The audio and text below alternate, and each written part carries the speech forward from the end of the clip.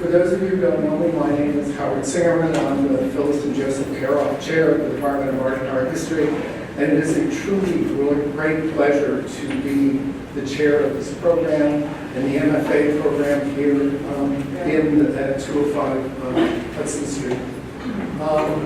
I want to ask you to join me in thanking Dawould Zabar, who has supported this series.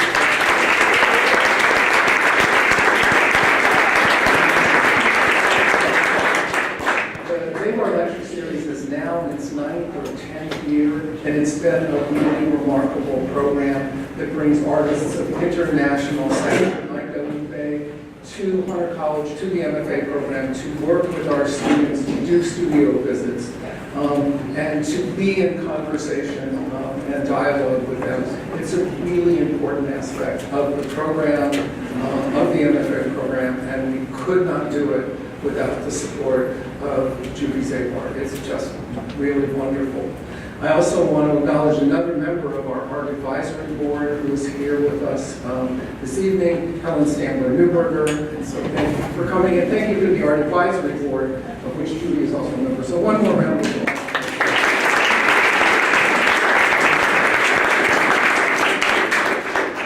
And now I would like to introduce Zara, the Burchard Professor of Art History, who has known Dawoud for some years, and they have had a conversation that has been going on for decades, and will continue this evening. So,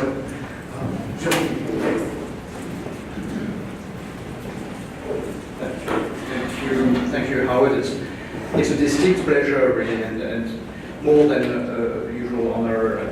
It is that as well. To be introducing Dawoud Bey in front of you tonight. At the age of internet, you don't need those long introductions. You all will have seen Dawoud's long, extremely impressive bio. A few things stand out within this very extraordinary bio, namely the so-called Genius Grant, otherwise known as the MacArthur Prize.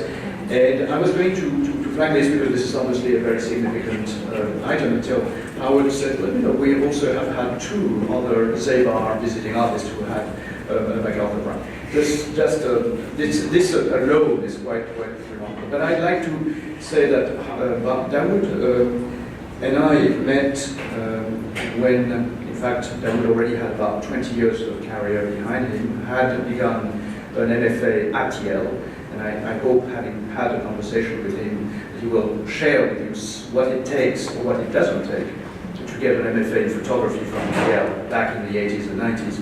And we got to know each other in the mid-90s, and I will then let Dawoud speak and tell you a little more about his own practice, which is what we're doing here. But when we were there, what was interesting was that the Yale University as an institution had glorified and had recognized the importance of the artist who came after Joseph Albers, who was the first dean who modernized the art school in the mid-1950s, and you had Eva Hesse, of course, one of the great students of Albers, and Bryce Marder, and Richard Serra. And it became 1978, and Ronnie Horn was not part of the collection. And in fact, nobody was part of the collection after 1978. So Tonko and I arrived at Yale, and we looked at books such as Dawoud Bey. I mean, the Yale didn't exactly stop in 1978. We looked at the 20 years that had constituted an important period that was kind of missing. And that was itself quite a story, which was the beginning of a long friendship with Dawoud. I will only just bring up to you some, I would like you to look at some of the monographs and some of the exhibitions that Dawoud has put together, and namely the last few, which is the Harlem USA, which came out in 2012, together with the same year, Picturing People, which was published by the Renaissance Society in Chicago. Then on Dawoud, I believe, will talk to you about this really important project, which I find absolutely deeply fascinating, the Birmingham project in the Birmingham Museum of Art. Dawoud didn't stop there. Just last year, he produced this very tantalizing title, monograph, Seeing Deeply, which was produced by Texas University Press. There's much, much more to tell you about Dawould, but I would rather let Dawoud himself tell you about it. Thank you. Thank you.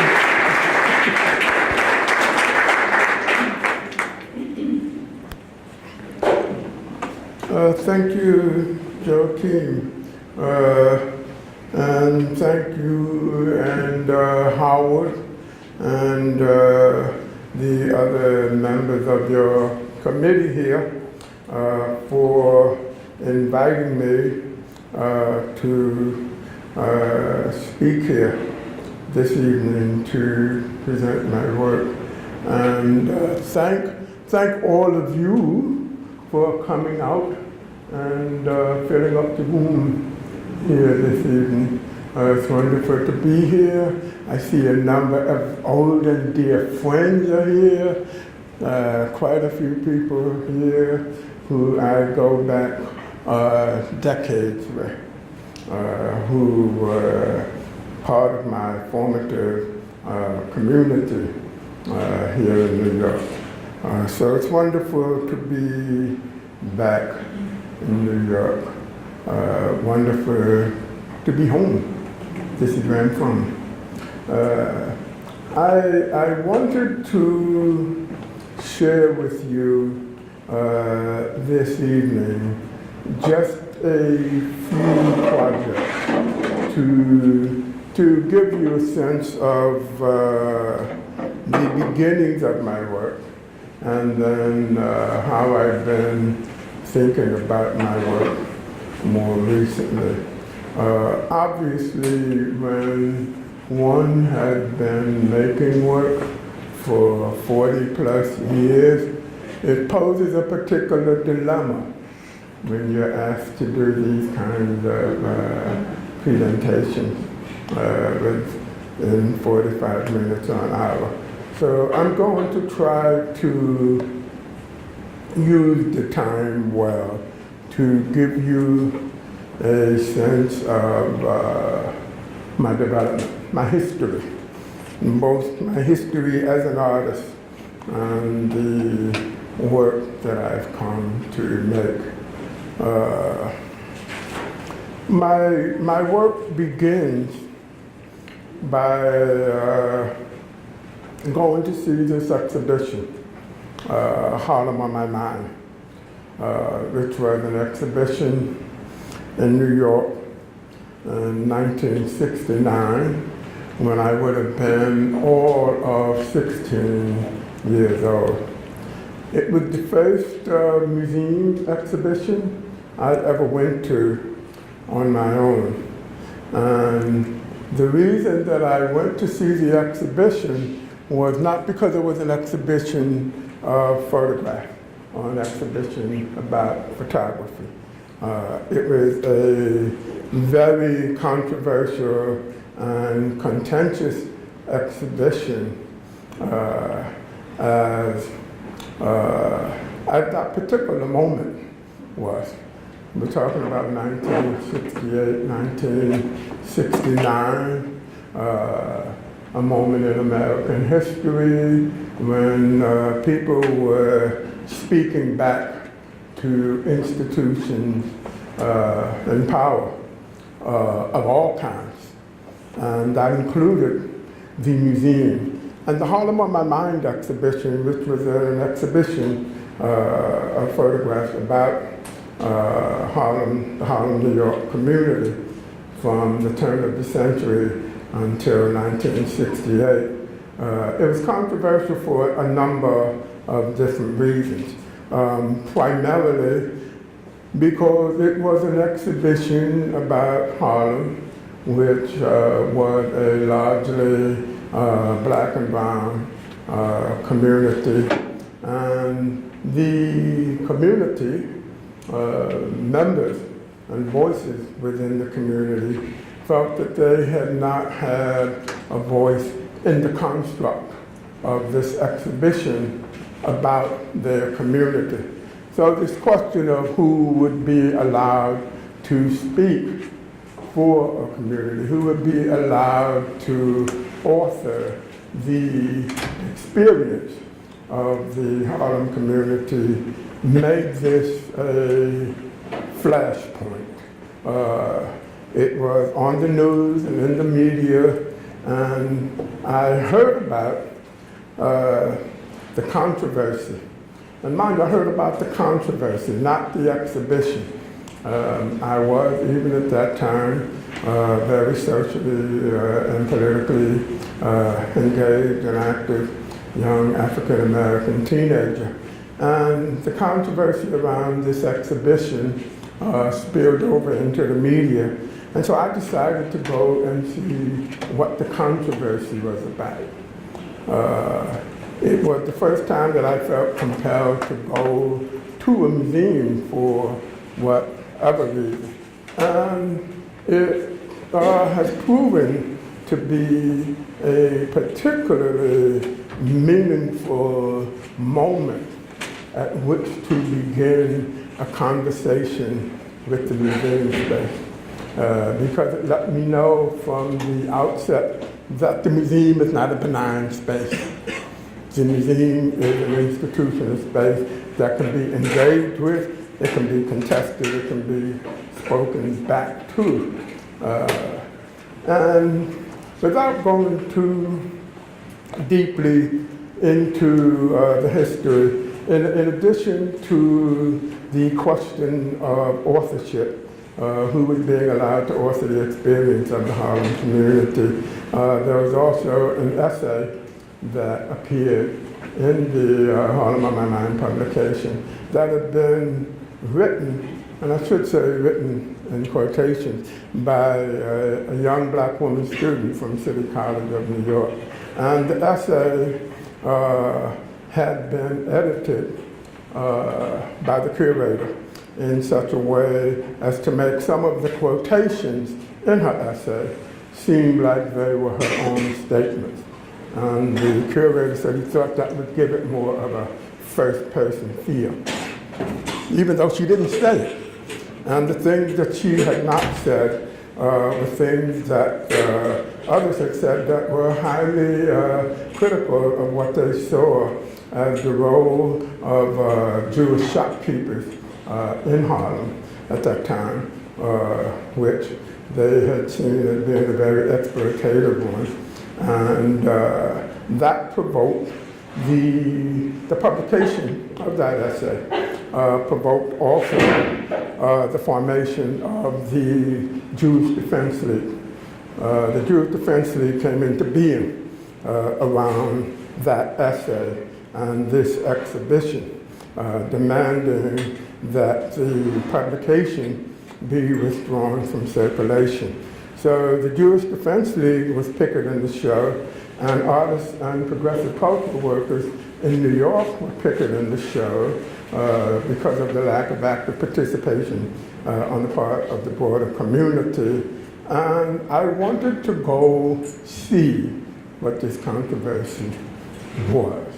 I don't know if maybe I might have planned to join the picket line. That seemed more likely than not. But on the day that I went, as fate would have it, there were no demonstrations. And I often thought that fate conspired for there to be no demonstrations that day so that I could go in and see the exhibition. Because quite frankly, if there had been picket lines out front, I'm not even sure that I would have crossed them. I'm not even sure that I would have gone in to see the exhibition. I have here a book by Susan Kahan, Mounting Frustration, the art museum in the age of Black Power, which, if you're interested in that particular historical moment, is probably the most definitive text on that moment. Because these demonstrations and protests around the museum are taking place not only at the Met, but also at the Whitney, at MoMA, and a number of other institutions. And people were demanding accessibility, They were demanding a level of engagement. So that controversy drew me to the museum. There were no demonstrations, and so I went in and found the exhibition. I always recall what an intimidating experience it was to walk into the Met looking for this exhibition that I had no sense of where this exhibition was. And I was absolutely too intimidated to just walk up to the info desk and ask someone. So I started drifting around the museum, hoping at some point to encounter the exhibition, or maybe I would see a sign directing me to the exhibition, which is ultimately what happened. And it was a moment that began to give me a sense of the relationship between the camera that I had gotten from my godmother the year before. My godfather had passed away, and my godmother, for no reason that I was able to discover, decided that she would gift me his camera. I had no idea how to work the camera. I hadn't been asking her for a camera. But her giving me that camera and going to the Met and seeing photographs of ordinary African Americans on the wall of a museum, and probably just as importantly, seeing people walking around in the museum looking at these photographs, giving them serious consideration, began to give me a sense of what I might do. So I started seeking out photographs. And one of the first photographers whose works I encountered was Roy De Carava, an African-American photographer who had been working in Harlem in the 1950s, 60s, and 70s on up until his passing just a few years ago. And De Carava, who lived in Harlem, had collaborated with the writer Langston Hughes on this book, The Sweet Flypaper of Life. And somehow or another I encountered this book. The book had actually come into being because De Carava had been trying to get these photographs published, and no one was interested. And he was friends with Langston Hughes, and Hughes suggested that if he wrote a text, since by then he was a very well-known writer, if he wrote a text, a fictional text, to weave these photographs together, perhaps under his name in collaboration with De Carava, they could get this book published, which is what happened. And De Carava's photographs were the first time I encountered photographs of a very different kind from what one might have encountered certainly in the more popular media, which very often visualize the African American community through a lens of various social pathology. De Carava, on the other hand, was an artist working to devise a subjective visual language through which to speak about the African American subject and the African American community. So De Carava became the next significant photographer whose works I encountered after James Van Der Zee. And there were very different kinds of photographers working with radically different intention. But what mattered to me was that they were photographs of black people. And they were, in some context or another, available. So I continued looking at a range of other works, trying to decide really what my subject matter would be. I think this is what I was trying to come to terms with. what was my subject matter going to be. And I encountered the work of Charles White, whose works were seen most consistently in the pages of Ebony magazine. And Charles White made these very heroic, kind of epical drawings, ordinary African Americans, and gave them through his work a very heightened physical and psychological and emotional presence. So I started paying attention to Charles White's work, Romeo Bearden from Mecklenburg, South Carolina, who came to spend the bulk of his life working in New York, even though his work continued to be about the people that he knew and grew up with and was familiar from his childhood in the South. And Bearden also gave a resonant presence to ordinary African Americans in his work. Along with Emory Douglas, I was seeing Emory Douglas's work in the Black Panther Party newspaper. Emory Douglas was in fact the Minister of Culture of the Black Panther Party, and I probably joined the party when I was maybe 14 or 15 years old. So I was seeing Emory Douglas's work even before I went to the Met. And Emory's work also represented this heightened presence of ordinary African Americans and given them a sense of agency and presence through his work. I also encountered in the mid-1970s at an exhibition at the Museum of Modern Art, photographs of Mike Disfarmer. And Disfarmer made portraits of people who came to his studio in Herbert Springs, Arkansas.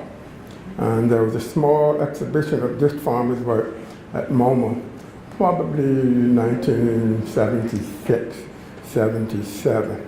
I saw that work and began to think about the power that the work had of ordinary people just sitting or standing and engaging the camera.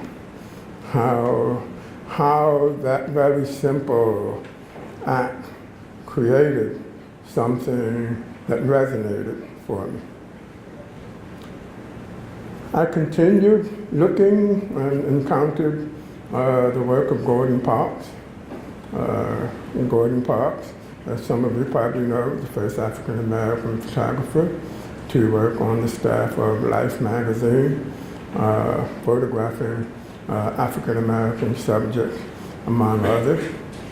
And August Sander undertook a monumental project to document the German community in the shadow of the approaching World War. And Sander set out to photograph every class of citizen. He wanted to make a comprehensive representation of the German community. And Walker Evans, his photographs of migrant farm workers and their families. Evans was one of those photographers who was working with the Farm Securities Administration, which was an agency that hired a team of photographers to go out across the country and to photograph the effect of the Great Depression on those who were suffering from that. So I'm looking and basically engaging in the process of my own self-education, you might call it. And I had seen these photographs by Irving Penn in an exhibition at the Marlborough Gallery, probably around the same time that I encountered Mike Disfarmer's photograph. And Penn's project, which he came to call Small Trades, he invited ordinary people in their work at their time to come to the studio to be photographed. So, unlike this farmer, the people were bringing themselves to the studio. Penn had the idea to do a project working with ordinary people. So this idea that ordinary people could be the subject of resident work began to take hold. That fact, plus the fact of my own family's history, my mother and father had met in Harlem in the 1940s. That's a photograph that my father took of my mother and my aunt in the 1940s, and another rooftop portrait of my mother and father in 1947. So this family history, taken along with the experience of the Harlem on My Mind exhibition, led me to my first project, which was to go to Harlem and begin to make photographs of the men and women in that community, men, women, and children, actually, in that community, to see if I could make what I then would have referred to as an honest representation of this community. A representation of the community that was more consistent with what I knew of that community from having had family and friends there, and to create a representation that stood in opposition to the more pathologically and sociologically driven work that most often represented the African American community. So I spent 5 years photographing in Harlem. And I basically began to learn how to make photographs by photographing in Harlem every day over those 5 years. One of the things that I began to think about as I continued this work was the question of where was I going to show this work? You know, because there had been a very long history and tendency of photographers making photographs in one kind of community or one kind of place, and then presenting that work for an audience that is very different from the subject of the photograph, which has a tendency to create a kind of othering of the subject, or a kind of exoticizing of the subject, to the extent that the lives of the subject and the lives of the people in the photograph are considerably different. And thinking back on that issue with the Harlem on My Mind exhibition, one of which was the photographs had been made in Harlem, and they were being shown downtown in a context that was very different from the context in which the work had been made. So I decided when I finished this project that I wanted to show the photographs in the community in which they had been made. I wanted the people who were the subjects of the work to have access to the work. And so about 2/3 of the way through the project, I approached the Studio Museum in Harlem, which was then located at 2033 Fifth Avenue in a loft space. And this is a photograph of the building. Studio Museum in Harlem occupied at that time. They were on the second floor of this building. And I approached the Studio Museum with the idea of having an exhibition of photographs that were made in Harlem that I wanted to also make available to people in the community. So that exhibition, Harlem, USA, became my first museum exhibition.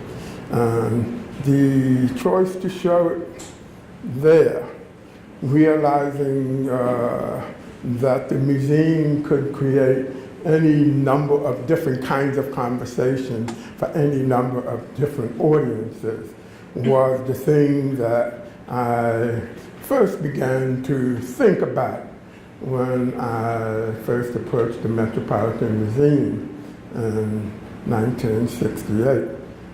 My show at the Studio Museum in Harlem, actually 1969, my show at the Studio Museum in Harlem opened 10 years later, in 1979. More recently, in 2014, I began to think about the ways in which the Harlem community was being reshaped. By 2014, Harlem had undergone, I would say, several waves of gentrification, with the most transformative wave having started shortly before this moment. And I've been visiting Harlem periodically, watching the transformation of the community from the place I once knew in the 70s to a very different kind of place that was being transformed by gentrification and also by the influx of global capital into the Harlem community, along with intentional social engineering. And I wanted to make some photographs about that while it was happening. I wanted to figure out how does one insert themselves into the middle of this kind of transformation of a space and make some work about that.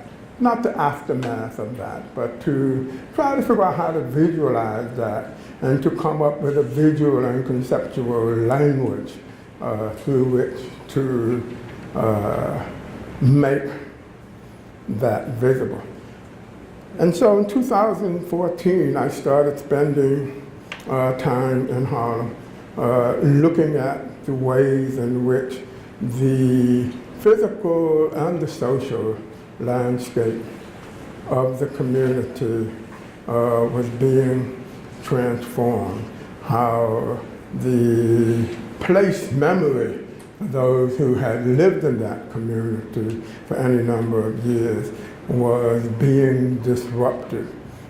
Certain landmarks, social and cultural landmarks that were being demolished, such as what you see in this photograph, which is the site of the former Renaissance Ballroom in Harlem, which was a very significant black social space in the earlier part of the 1900s up until the 1960s. So I wanted to make some work for the first time that didn't center so much on the narrative of the human presence, because in the ensuing years since my Harlem, USA project, my work has been largely centered on photographs of subjects from variously marginalized social communities. And this becomes the first time that I'm beginning to look more at the narrative of space and place and trying to figure out how to evolve a visual language for talking about the way that this space was changing around the people who inhabited this community. It didn't seem at all appropriate under these circumstances to make, I guess, contemporary portraits of Harlem. I wanted to look at what was happening in the space and within the community both from the standpoint of people who had lived there, as well as from a newly emerging population in the Harlem community. And so I spent 2014, 15, 16, 17 making photographs in Harlem, trying to visualize what change looks like, what radical reshaping of the social and physical landscape within this particularly storied African American community looks like. This work created for me a fundamental shift in terms of beginning to think about the way that one can visualize remnants, pieces of the past, even as they recede or disappear, and also make themselves felt, in some cases felt more than seen in the contemporary moment. And of course, this photograph here looks at the heightened place of tourism in this newly emerging space, even as in this photograph, the space around those people who have lived in that community for a long time becomes to be literally deconstructed and transformed.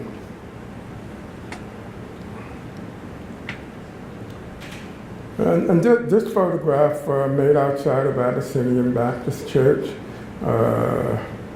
it speaks about the increasing place of tourism in Harlem. I'm not sure how many of you are familiar with the fact that in recent years, churches in Harlem have really, in some cases, been overrun with tour groups who have come to see what one of the brochures I picked up described as an authentic black gospel church service. And so they're literally, Abyssinian being one of the most popular, they're literally lining the length of the block for tourists. And this disruption of sacred space that then becomes a part of the economic engine of tourism is something that I'm not going to say too much about.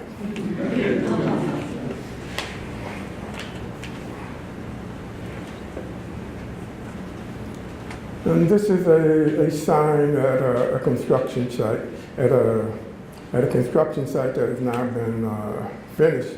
It's the site of the new Starbucks, not Starbucks, the new Whole Foods on 125th and Lenox Avenue.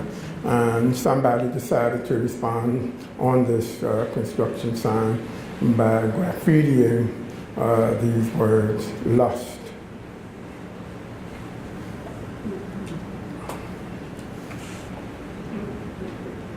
And one of the things that I've been wanting to do over the course of making this work was to try to create a shift in positionality in terms of being able to look at this transformation from inside of some of the spaces that were beginning to appear in the Harlem community. And this is on the far west, far east side, far west side of 125th Street, where the newly emerging Columbia University campus has started to appear. And I wanted to photograph this from inside of it. What does it look like from inside looking out rather than standing at street level looking at it, to describe the spatial experience from inside of it.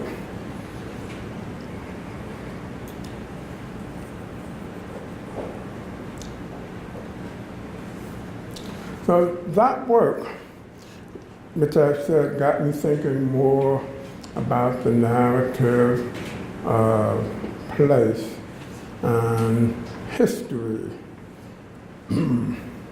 actually came after a project that I began in Birmingham, Alabama. And that project begins with a visit to the church that I grew up in Queens, New York. A visit by James Baldwin, who came to speak at our church. And after his talk, they were selling copies of this book called The Movement. And they were selling this book as a fundraising vehicle for, I think it was the Student Nonviolent Coordinating Committee or Southern Christian Leadership Conference. And it was a book of photographs of and about the civil rights movement.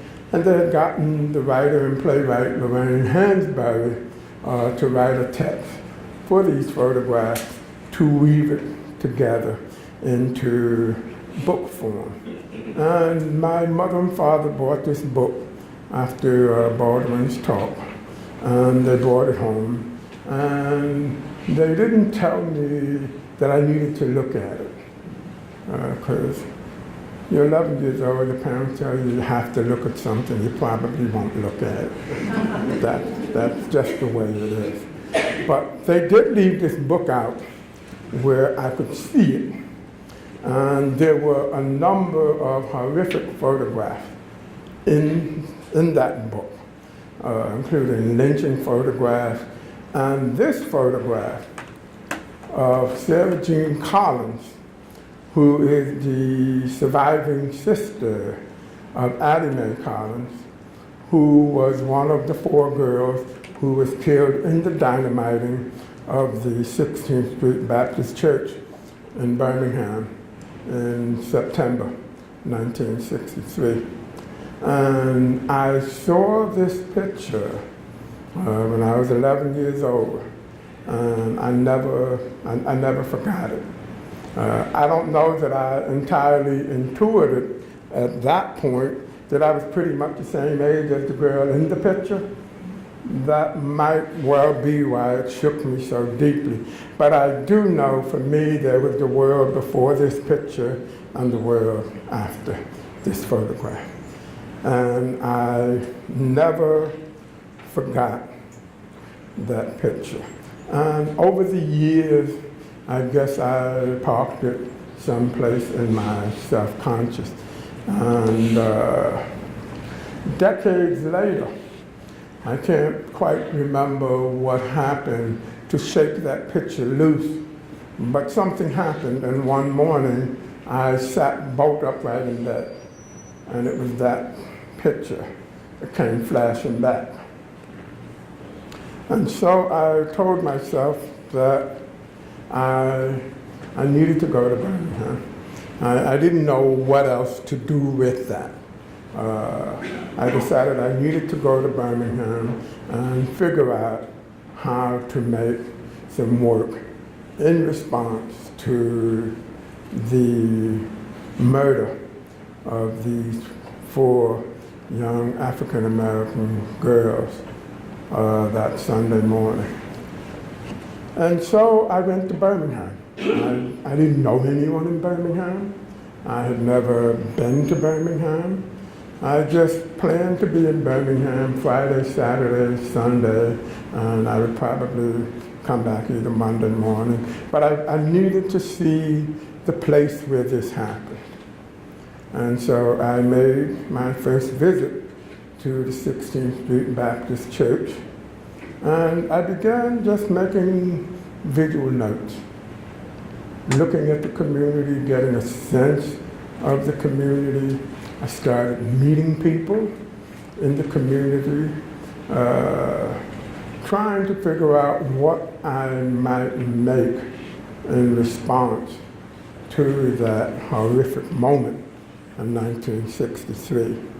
I found an antique shop there and started looking through their bins and found these cards, postcards, some of which were very typical of the kinds of postcards of African Americans, the kinds of images of African Americans that were in circulation during that time, along with other postcards that I found that directly contradicted those images. But periodically, as a way of building up a kind of visual archive to which my work would in some way be in conversation with, I started compiling and collecting these images. I also started spending time doing research at the Birmingham Civil Rights Institute.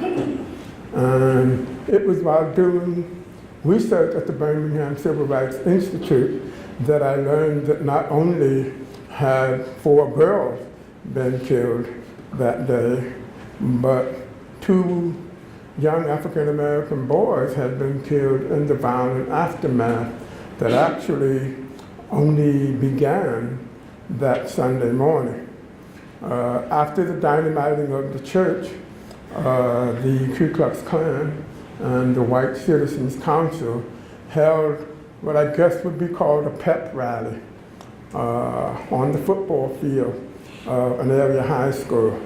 And folks, the white citizens of Birmingham came out to celebrate what had happened that morning.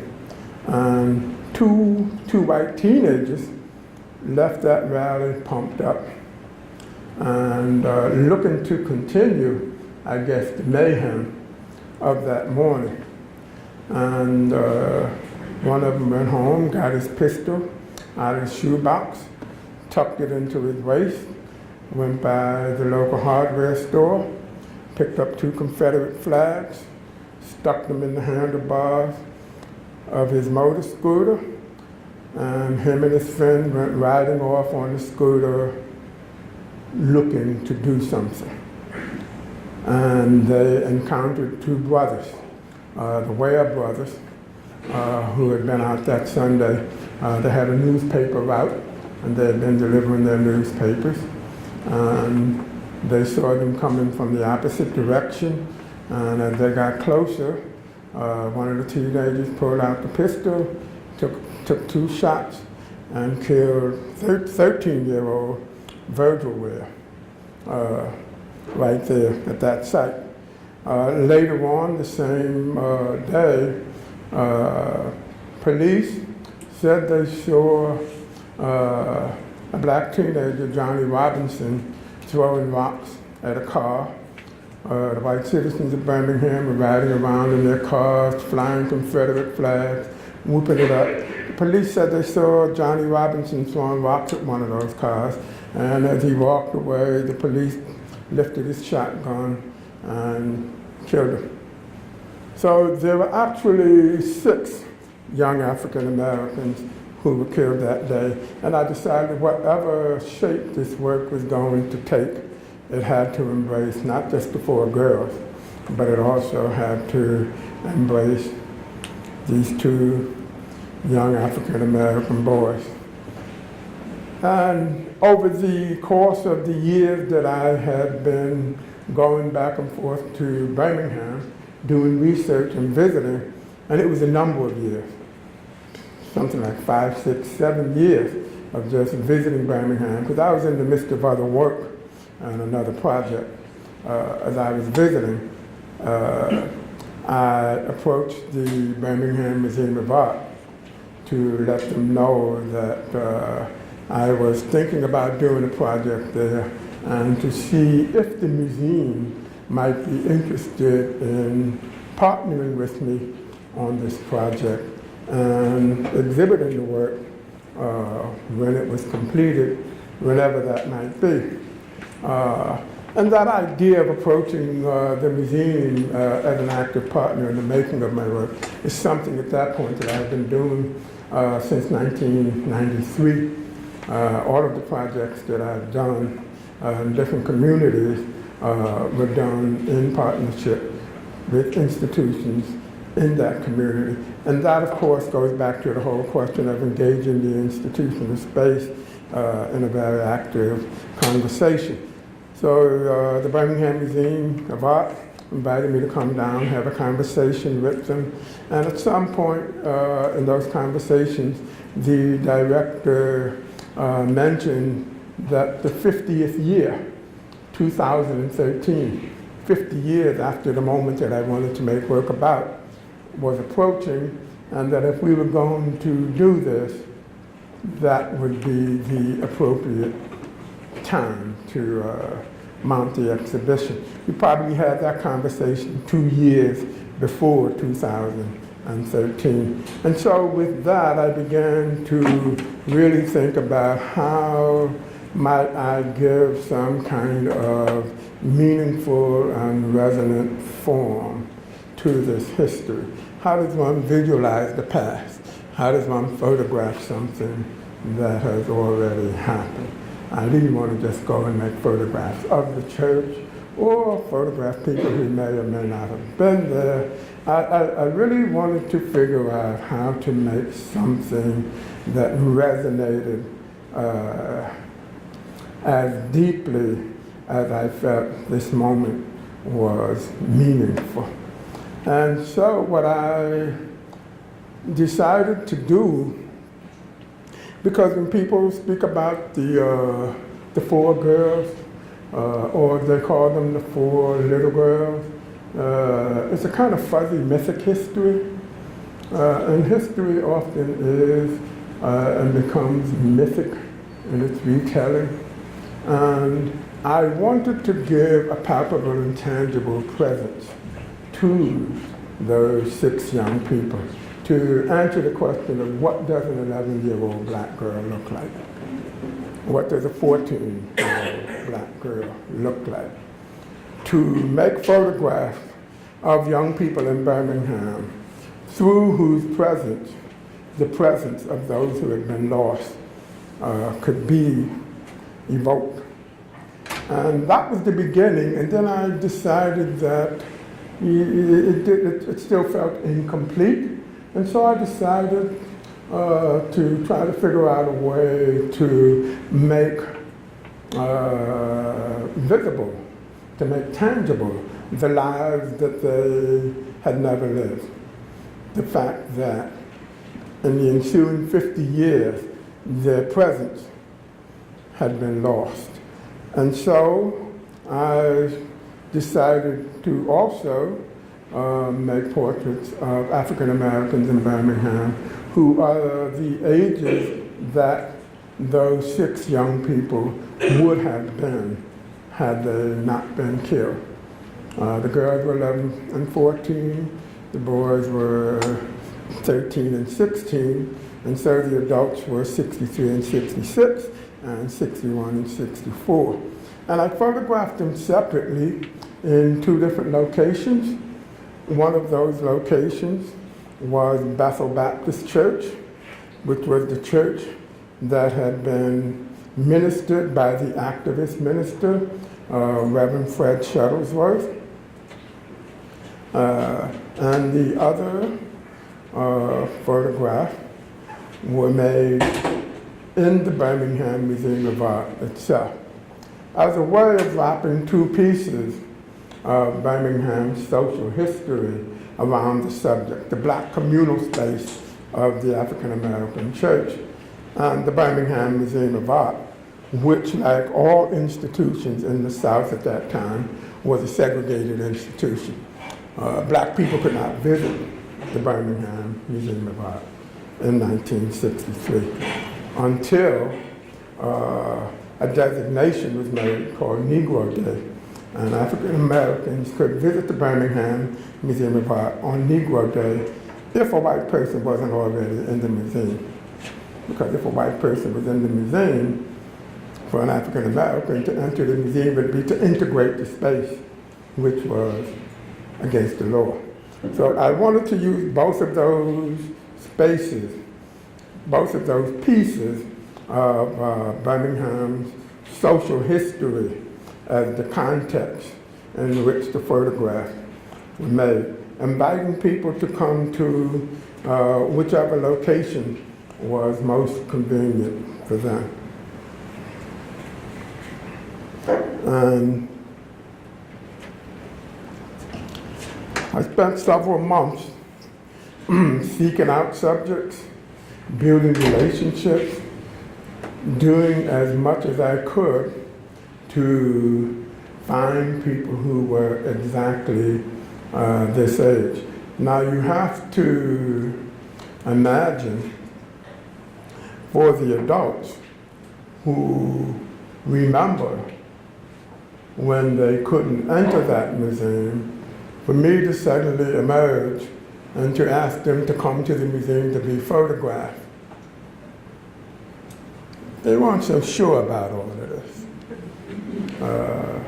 So much so that initially when I asked the older African Americans in the community to come to the museum to be photographed, and then when it was the appointed hour and they weren't there, I would have my assistant call them, and it turns out they were at the Birmingham Civil Rights Institute, the museum. Why would they be at that museum? It couldn't be that museum. Well, in fact, it was that museum. And the fact that it was that museum was very much a part of the larger shape of the project, which was as much about a commemorating of history as it was a kind of deterritorialization of the museum space. Because certainly in 1963, not only could they not legally enter the museum, but there's no way they could have imagined that they would be hanging on the walls of that same institution.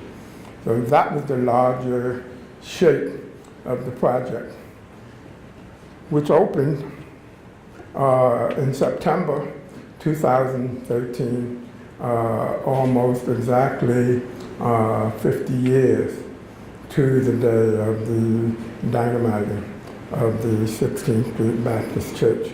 So it was that project that got me thinking conceptually about this idea of how to make the past visible, how to make the past resonate and visible in the contemporary moment. That work is on exhibit now at the Museum of Contemporary Photography in Chicago, in conversation with archival photographs from the Black Star collection at Ryerson Image Center in Toronto. So I followed this history project with a project that had to do with the Underground Railroad, another significant piece of African American history.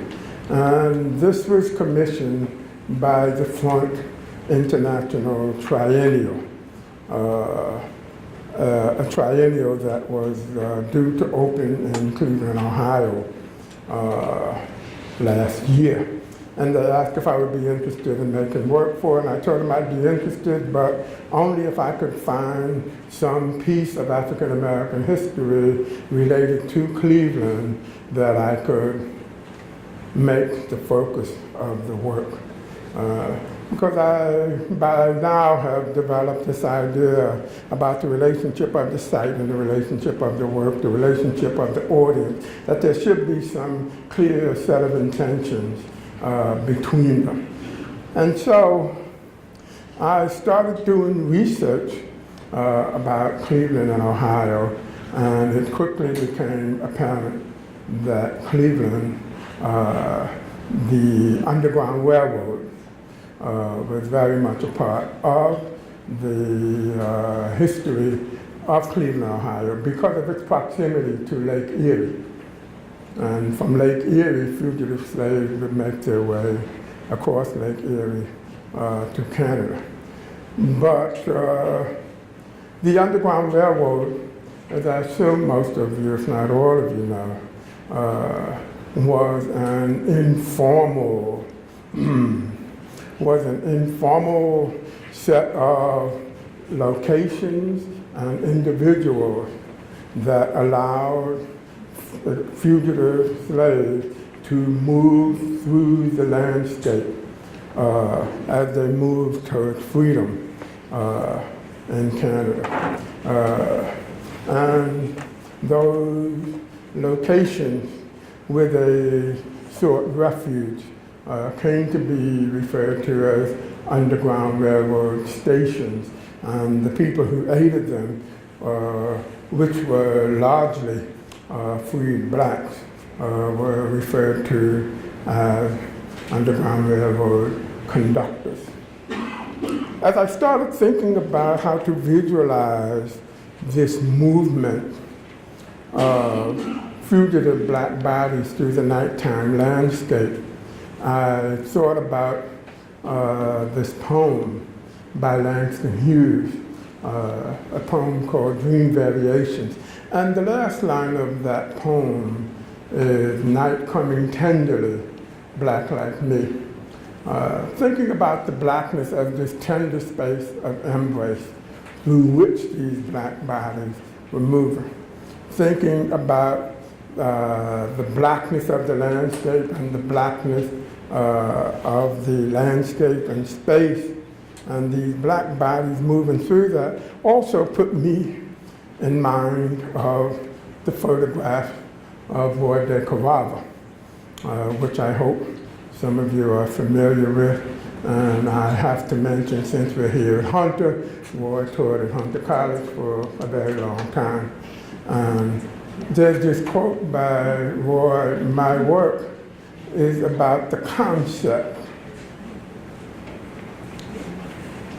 It's too small for me to see. About the concept of a world shaped by blackness. And what De Carava is talking about is a blackness that is both the blackness of the subject, the blackness of the narrative, and also, if you know his prints, the material blackness, the blackness of materiality, and how all of that gets wrapped around the black subject.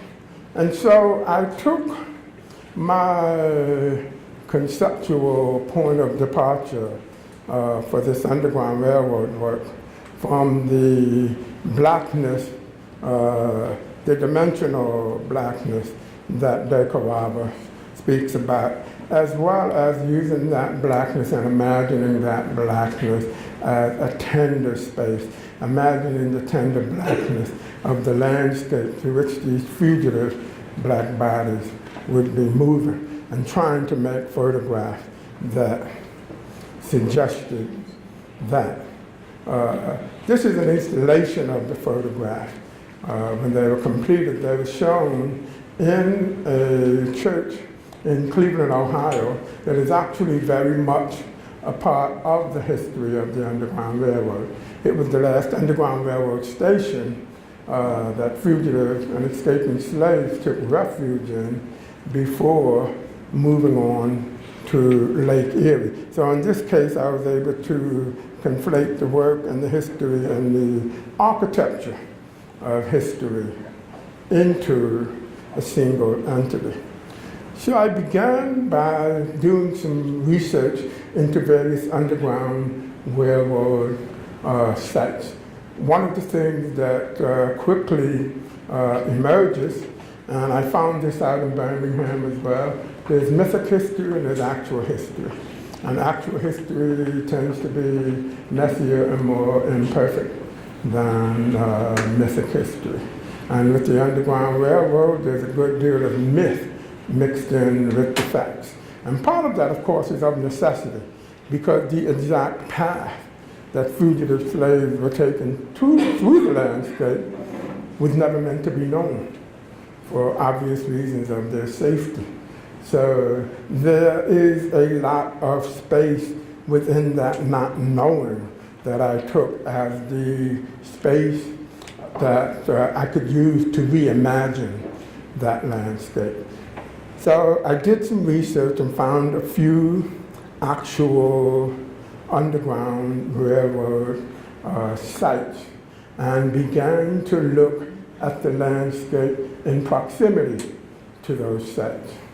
and began to imagine the movement from one site to another, what that may have looked like, what that may have felt like. In Cleveland, very little of the actual material history of the Underground Railroad still exists. It's been largely built over by the Cleveland Hospital System and by Case Western University, which then took me out to Hudson, Ohio, about a half hour, 45 minutes outside of Cleveland, where a lot of the material history and a number of the Underground Railroad stations, including the site of John Brown's home and John Brown's son, Owen Brown, still remains. So I use those actual sites as the touchstone for making the photograph, and making the photograph from a sense of positionality of those fugitive black bodies trying to navigate that space. What might that have looked like? What might that have felt like? And then they're very dark. Again, this is, in a way, it's my material conversation with Roy DeCarava, a conversation that I only recently felt capable of taking on and wrapping around this particular piece of history. So I spent a year and a half making these photographs, ending appropriately at Lake Erie, and then showing them originally in the church, in the pews of the church, so the people could sit and be with the photograph in a very contemplative kind of way. The photograph more recently opened in an exhibition at the Art Institute of Chicago. The first time they've been shown in, I guess, what you could call the white box space of the museum, which is very different from the context in which they were first shown. And I got the idea that I needed to bring something of the church to the museum. For me, I needed to create a more dimensional and layered experience with this work. So I asked a friend of mine, a composer, musicologist, and vocalist from New York, Imani Izuri, if she would come and perform a program of music in the space of the exhibition. And in order to activate the space in a very different way and to bring something of the resonant experience of the church into the museum. I can't just leave the museum alone. I have to do something with it and to it, you know, to make it more idiosyncratically the kind of space that I want it to be. So Imani did this performance, and I also proposed to the curator that I worked with on this exhibition at the Art Institute. I told him I wanted to curate an exhibition of photographs from the Art Institute's collection to be in conversation with my work. So my large-scale work is in the gallery here, and before you come in, there's another gallery in which this work is mounted. And these works, because my Underground Railroad-related photographs are fundamentally landscapes, this project begins by looking at the way the American landscape has been visualized and photographed, starting with 19th century survey photographs, and then moving forward and looking at the way the black subject begins to emerge in the American physical and social landscape. I do a kind of physical social pivot there because the landscape is indeed a socialized space. It's a very social space. And this is a wide-ranging group of photographs. I've also included in this exhibition a daguerreotype of Frederick Douglass, because when you talk about the African American presence in America in photographic form, you cannot get past Frederick Douglass, who was the most photographed American, not the most photographed African American, the most photographed American of the 19th century. Douglass intuited almost from the outset of the invention of the medium, how that medium might be used to shape and reshape perceptions about African Americans through his own persona. So if you have not seen those photographs, it's a wonderfully radical project of self-representation. So when I found out they had a Frederick Douglass daguerreotype, I certainly had to include that. And it goes forward all the way up to one of the more recent pieces is Carrie Range's photograph, appropriated photograph of DeWitt's back. There's Joel Sternfeld, there's Walker Evans' photographs of plantation homes in the South, again connecting up the experience of the Underground Railroad, the plantation home, and escaping from the plantation. And it's a kind of poetic visual meditation on the various ideas that my work engages.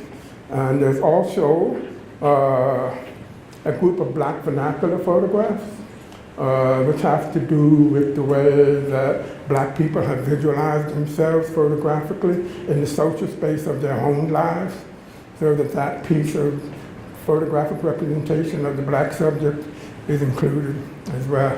So this exhibition just concluded on Sunday. And so with the exhibition having concluded, this may be a good place for me to conclude too.